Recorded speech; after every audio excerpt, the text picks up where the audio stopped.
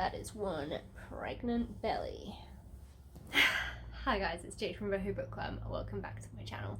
I hope you're all doing well. Firstly, thank you to everyone for all the wishes and congratulations on being pregnant. I am almost 4 months pregnant now, which is absolutely incredible. We find out the gender next week, which I am just too excited about, and we've started decorating the nursery a little bit more, so things are really moving along. I'm just waiting for those first kicks or like little flutters of movement to happen. Oh, it's so exciting. But anyway, I will show you the nursery later. For now, I just wanted to let you know what books I read throughout January and let you know what I thought of them. So the first book that I finished this year was The Snow Child by Eowyn Ivey. This is not a book I think I would have ever picked up myself. It was the book pick of the month for my local book club, and I went in very hesitant because, like I said, it's not something I'd normally pick up. It's very magical realism-y and just not my thing at all. However, reading it over December, January was actually really nice because the Snow Child, the title alone suggests that it's set in a very cold and snowy place, and the weather in December and January in England was absolutely icy cold, freezing to be honest, and so this book just really set the atmosphere for December and January for me. So this is a book that follows Mabel and Jack in their splintered marriage. They move to Alaska to get away from everything they know, to get a fresh start and kind of not forget, but just move on from that child that they lost long ago. Then one winter's night, in this really rare, playful mood, they head outside together, and obviously like life in Alaska in a really isolated spot is not easy for them. They are having a lot of difficulties, but they go out, they forget everything for a while, and they play in the snow together. They create this like a snowman, but a little snow girl. Mabel places mittens and a scarf around the neck, and then they head back inside. But the next day, this snow child has disappeared, and so have the mittens and scarf. Very shortly after, a little girl starts to appear before them and just randomly shows up into their lives, not really speaking, just they catch glimpses of her here and there, and it kind of just sparks their dreams into this wild frenzy of what could have actually happened, what have they done, did they actually create this girl? And it's all kind of based off of this Russian fairy tale. It is a devastating book. It's beautifully written, but so tragic. While the magical realism element was out of my comfort zone, it was quite mild, to be honest, so that it was okay, but still not my cup of tea. The whole book had this deep sense of mystery surrounding it. It's just this achingly sad book that I found a lot of emotion and rawness to it, but it just wasn't my thing. The book just left me feeling unsettled. Oh, pregnancy back. It just took turns that I wasn't expecting and that really shocked me. It's a very artful book, I'll say that, with exceptional imagery of, you know, the harsh Alaskan wilderness. For my rating of this book, I gave it a 4 out of 5 stars, which I normally only award to books that I thoroughly loved, that maybe had a few slight things that could have been a little bit better. But while I didn't actually enjoy this book, it's not one that I'm going to recommend to anyone.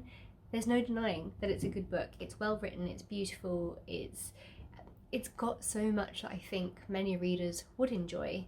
It's just not my thing. So I couldn't rate it less because I think it deserves a good rating and I think it deserves applaud, but just not for me. So maybe pregnancy has made me a little bit more less harsh, nicer, more generous, who knows. But yeah, I felt bad giving this book less than I thought it deserved, regardless of what I thought of it. The next book that I read was The Measure by Nikki Elrick, and when I saw the premise of this book, I was sold. Again, not really the kind of thing that I tend to gravitate towards, dystopian kind of genre, but it's a book that's set in this dystopian world, and everyone in the world over a certain age receives a box on their doorstep with a string inside, and this string determines the length of your life. The choice is really up to you. Do you look at the inside the box? Do you find out how short or long your string is? It kind of sets the world into this flurry, this panic as to what to do, and it raises a lot of questions. I think it's a book that would be great in book clubs with regards to what would you do if you had this string in your possession, or this box in your possession? Would you look? Would you see how long your future's going to be? I think it is a fascinating subject, and there's that premise just was incredible to me. Overall, the measure gave me big like John Mars vibes. You know how he blends in sci-fi and thriller together. I kind of got that feel from this book. Like I said, it was thought-provoking, but there were a lot of characters to keep up with, which got a bit tiring for me, especially with pregnancy brain. It also had a political theme to it, and as soon as politics are mentioned in books, I shut off instantly, so my interest definitely waned from there. So yeah, overall, the concept of the book made me push through, but at the end of the day, it just bored me to tears. It was just such a heavy and depressing book, let alone so horribly slow-paced that it was painful to just endure. For a star rating, I gave this 2 out of 5 stars, and I feel again that was very generous. I have been reading some books on pregnancy as well, some of which I have not finished because a lot of them are going like month through month through your pregnancy, or things that you can eat during pregnancy, and I'm kind of reading them slowly in bits so that I can really soak up the information. But I did read a book called How to Grow a Baby and Push It Out by Clemmie Hoover. Because I've been reading so much about pregnancy lately, some of the books I do find slightly overwhelming. I mean, there's a lot of information that you need to soak up like a sponge and just understand before this little human is your responsibility. Things, I mean, for myself, I've never changed a nappy. I've not really been around tiny babies. I've got 2 beautiful nephews I adore, and Anthony's got some nieces and nephews which I love spending time with, but I don't have that much actual experience with little babies. So, I mean, I think I remember holding my nephew for the first time when he was a few days old. I was petrified. I refused to hold him at first because I thought he was just too small and that I'd break him, which I know is silly because look at how they pull babies out of the vagina. I doubt you'll break them, but it's just, they are, to me, they're just this perfect tiny little thing, and I would be distraught if something happened in my care. So I've got a lot of learning to do. So these books, some of the time I can find them very overwhelming and like, oh, I should probably know that, that's probably general knowledge, but I don't. So yeah, it's a bit like studying for the biggest exam of my life. But the nice thing about how to grow a baby and push it out is that it's really easy to read, it's informative, and it's not overwhelming, which I really appreciated. I am very hormonal being pregnant at the moment. Very little things are setting me off. I'm extremely sensitive, so the fact that this book didn't leave me sobbing my heart out was excellent, and I really enjoyed it. There's a lot of free apps that you can download on your phone. I've got a bunch of them. I've got Emma's Diary, Bounty, Flow, What to Expect. I've got lots. And while this book didn't really offer anything too different or more than these free apps can provide you, I find that those free apps can be really repetitive, whereas this book is not. It kind of just lays it all out in this flow, and I just found it a lot more beneficial for me than the pregnancy apps, to be honest. The book also has lots of different stories from people who have been pregnant and given birth, and they are really great to read because, you know, every pregnancy and every birth is different. So it was great to kind of have all those different stories to kind of see what other people experience and know that, you know, my own is not going to be anything like theirs. Probably it's going to be entirely different and my own, but it's nice to kind of not prepare me, because I don't think that it's something that you can really prepare yourself for, but just get an idea of what could happen in the case of an emergency or something not quite going to the plan that, you know, I don't even have a pregnancy plan yet, or a birth plan. I suppose I need to discuss that with my my midwife at my next appointment with her. But yeah, it was just interesting to see other women's birth and pregnancy stories. There are a lot of reviews on this book that have women complaining about it, saying how ridiculous it is, that, oh, why is it saying that men should just buy their, or partners should just buy their the mother of their child a push gift, a push present. You know what, I first heard about push presents through a TV show called Yummy Mummies on Netflix, which I love reality television, and I just really enjoyed it. So push presents to me, I mean, it doesn't have to be this big flash fancy new Audi with personalised plates like on Yummy Mummies, but you've grown this human in your stomach, this gorgeous little thing, for 9 months plus, and you have had to stop a lot of the things that you normally like. You know, I can't remember the last time I had a glass of wine.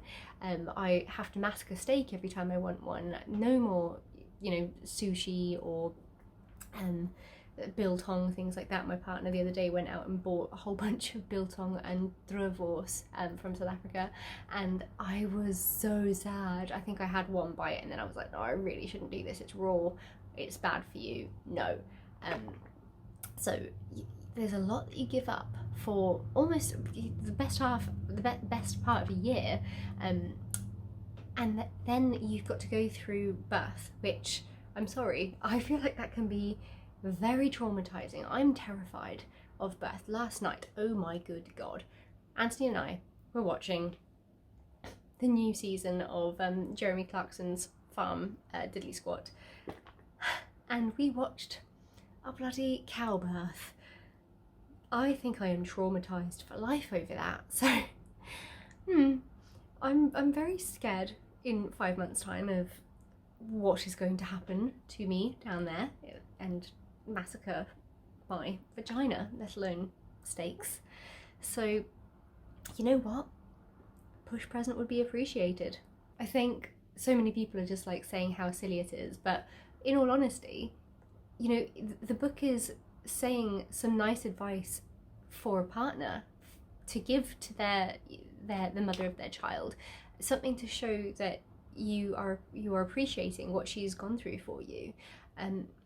And you know, I understand a lot of people could have those words as well, and those words are great. I said to Anthony, you know, when we're giving birth, all I need from him is A, him not to pass out, B, just stand there by my head, hold my hand, and even if I'm doing terribly, just tell me repeatedly that I am doing a good job.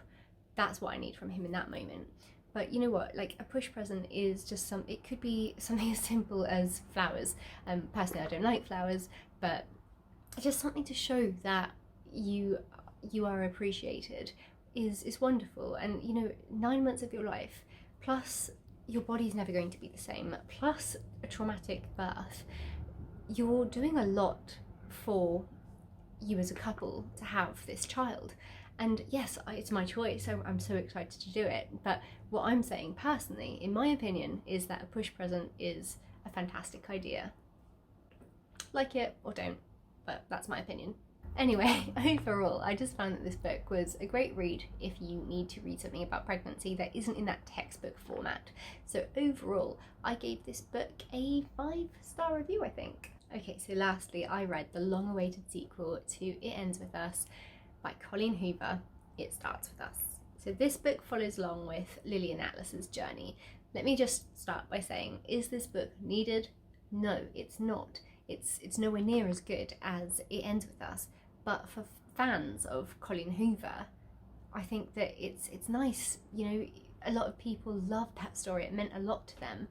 And I think it's a lovely thing to just be able to have those characters back in our lives for a short while. You know, it's not the longest book, it's bite-sized at best, and just to have that happily ever after that I think we were all hoping for from Colleen Hoover for Lily and Atlas. It was nice to have that experience after years of that book breaking your heart and just being traumatized by the book. I mean, it ends with us had me in tears a number of times. I went through boxes of tissues. So Lily is now a mother, and she is navigating, you know, how to be civil with her ex-husband and father of her child, Ryle, while starting to form a relationship with Atlas again, who she hadn't seen for a while and then bumped into, and their connection is just so undeniable, and they're meant to be together. It's clear straight away.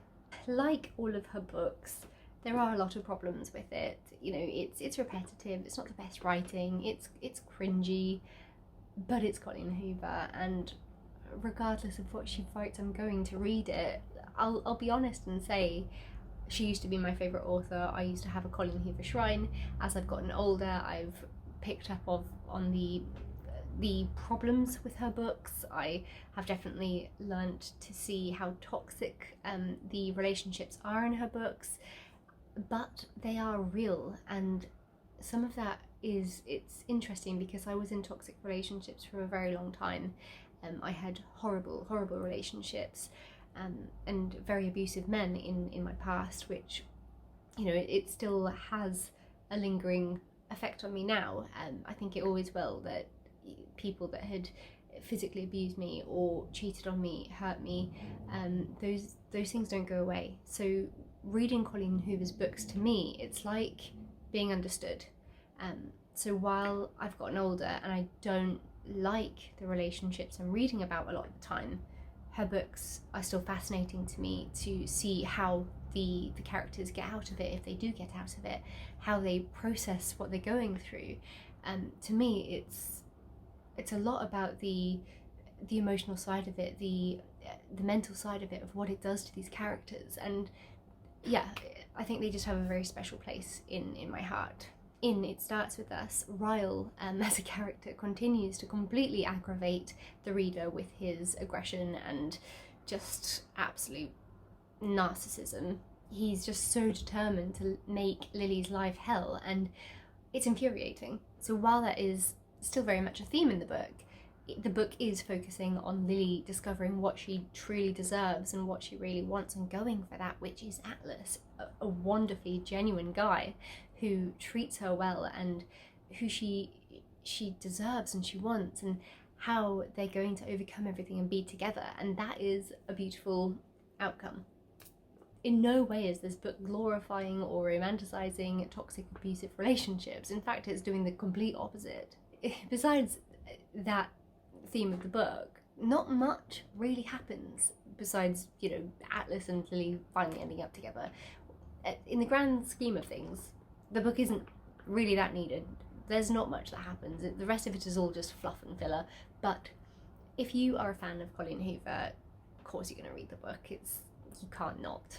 Overall, I gave this one a 3 out of 5 stars as a rating, and the only thing I wish I'd gotten a bit more of from the book is I wish that Lily and Atlas had a child at the end of it. I think that would have been such a fantastic ending, to give the baby, I've forgotten the name, something to do with Finding Nemo, Dory or something, given her a little sibling with Atlas. I think that would have just rounded everything up just perfectly with a shiny bow.